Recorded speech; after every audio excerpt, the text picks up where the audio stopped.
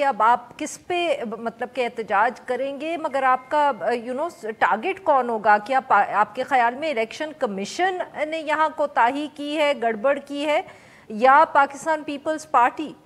دیکھیے یہ دونوں اس وقت شامل ہے۔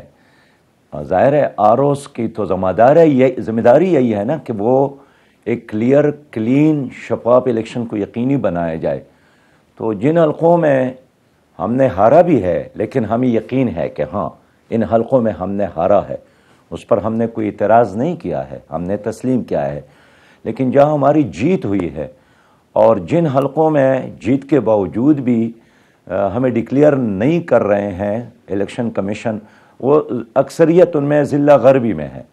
یعنی 7 حلقے ایسے ہیں جو ایک ہی ڈپٹی کمشنر کے تحت اور ایک ضلع میں آتے ہیں۔ تو یہ ظاہر ہے کہ سندھ کی جو وہاں گورنمنٹ ہے، ظاہر ہے ہمارے ساتھ حکومت نہیں ہے، ایم پی ایز نہیں ہے، وسائل نہیں ہے، اس کے باوجود بھی اگر لوگوں نے ہم پر اعتماد کیا ہے تو یہ لوگوں کا حق ہے کہ اب ان کے ارمانوں، ان کے تمناؤں اور ان کے بیہیو کے مطابق ان کو اس کا رزلٹ ملے۔ لیکن جہاں جہاں پیپل پارٹی کا بس چلتا تھا انہوں نے یہی حربے استعمال کیے۔